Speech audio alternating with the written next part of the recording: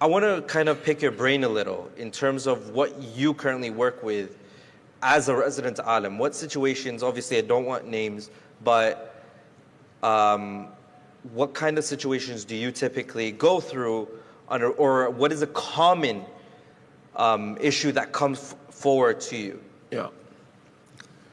You see, there's one thing we need to bear in mind. There is no community which is immune. Absolutely. From wrongs, from mistakes.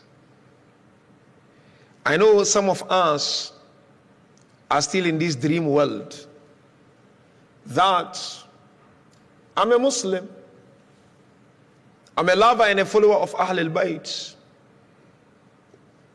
We are in a community where all are Muslims and lovers and the followers of Ahlul Bayt.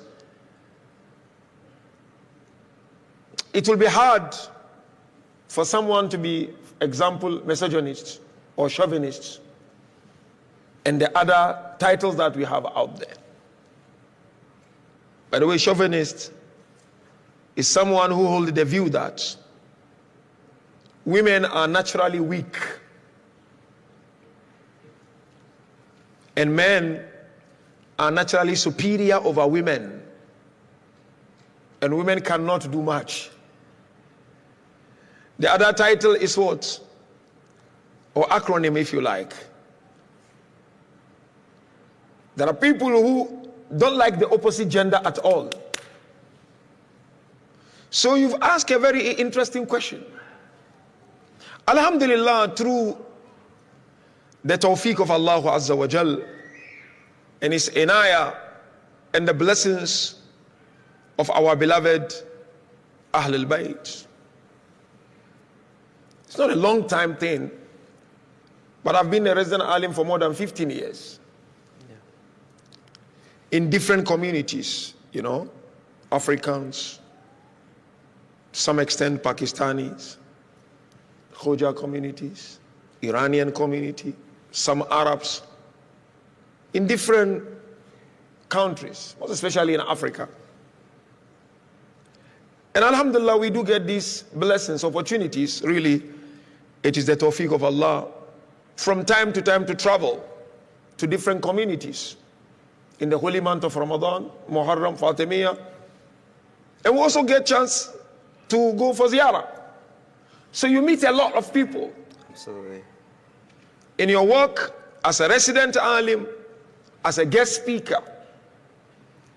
What I'm going to share now, brothers and sisters, is my own personal experience. What I see and what I experience. What I tried to intervene. Some I succeeded and some not. And of course, we do not claim, the two of us, to be experts in this field. Of course. Muslims in general, there are other places when you go, you will not have prayer facilities for women. It's a big problem. So some non-Muslims look at this and attack Islam. There are places you go, there will be no facilities for women. If a woman finds herself somewhere, when it is time for prayers in those kind of places I'm talking about, she will find it difficult. So that's one. Number two, we have this thing we call spiritual abuse. Kindly pay attention, brothers and sisters. Spiritual abuse. This spiritual abuse is everywhere. With Muslims and not Muslims, with Shias and non-Shias. And as I said, some Shias are in dream world and Muslims that, no, we are immune. We love Ahlul Bayt. There will be shafa for Ahlul Bayt. So you don't have any of this problem. I said, you're dreaming, my dear brother, my dear sister. Let me give you typical examples of spiritual abuse in line with what we are discussing. Otherwise, spiritual abuse is massive. Example. Quran says, "Ar-rijalu qawwamuna 'ala an-nisa." Barabar. Direct translation, men, some will use translation, quote unquote, superior, but I don't go with that translation. Qawwami from the word qiyam, meaning men are protectors of women.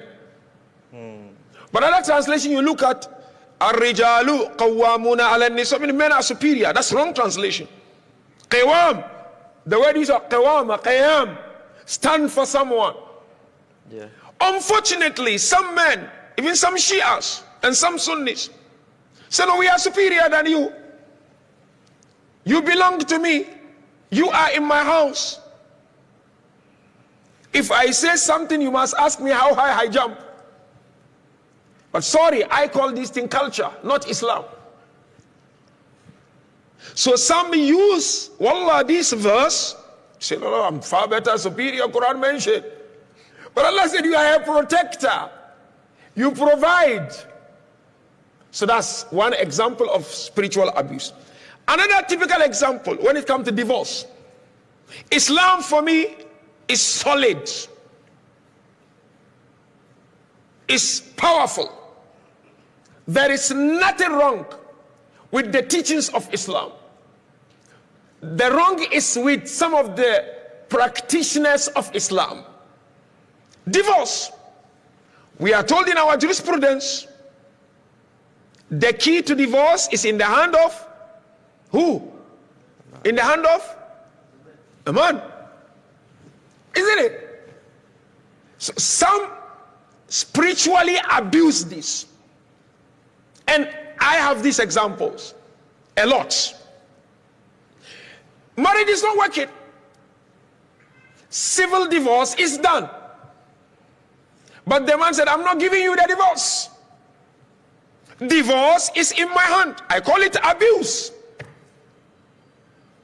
There is no force in relationship. Absolutely. Some of the women are really good. They will even wait for 1 year, 2 years, 3 years, 4 years, 6 years, waiting for this gentleman to say, you know what? I'm divorcing you. It is unfair. And it is not acceptable. And I do not believe someone will want his sister or his auntie or his mom or somebody related to him to go through that. But wallah, good number of our women are going through that. Habibi, you don't want her. Let her go.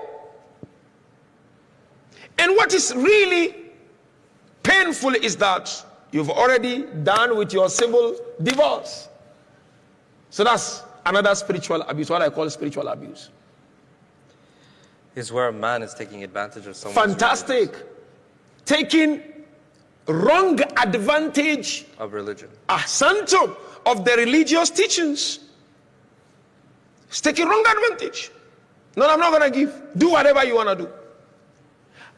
Another example, some will even go ahead to get married. But still remain. Ahsantum. I've seen that, sadly. I've seen cases where, the divorce hasn't actually happened, but the wife and husband have been separated. So divorce haven't happened. The civil case has already been completed, but Islamically they haven't been divorced yet.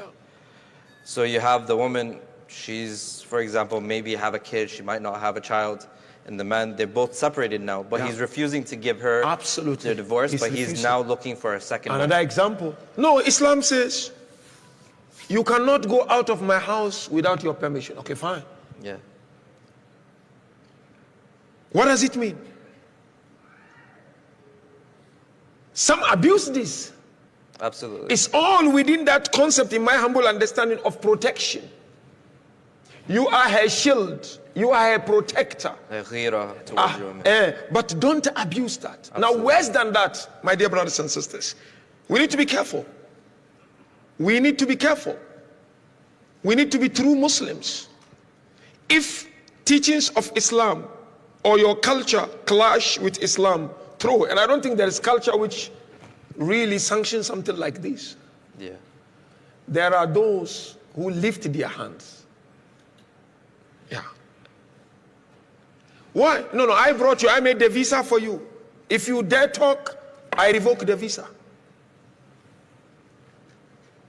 I marry you from, say, Dar es Salaam, or from Mombasa, no, from Pakistan, wherever. I sponsored you.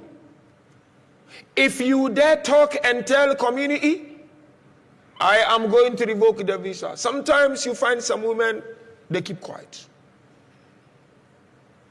But I've seen a situation where men lifted their hand and slapped the woman. We got to know it, tried to attend to it. Said this woman said this has been very long time. That's another. Another situation is that some in-laws don't help. A girl comes, not every, of course, in-laws. I have met, mashallah, unbelievable, excellent in-laws. But we have situations within our community. Yeah. Whereby a girl comes, she's married in this particular house. Obviously, they dump every work on her to do. Okay? She does. But then when they are sitting, she's not allowed to calm down. You sit somewhere until we finish. When we are eating, you don't calm down. Until we finish eating, you come. Oh, that's what I call misogyny.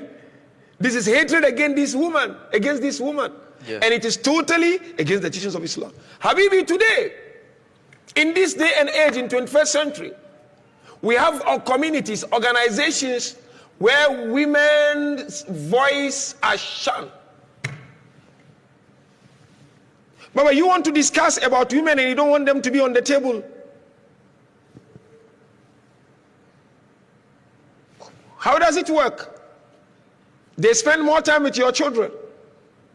Majority of the members of a community are women. I don't know here, but in most cases they are women. Yeah. So people are still discussing, do we allow them to come in to be part of the board of directors or not? So how do we build a community?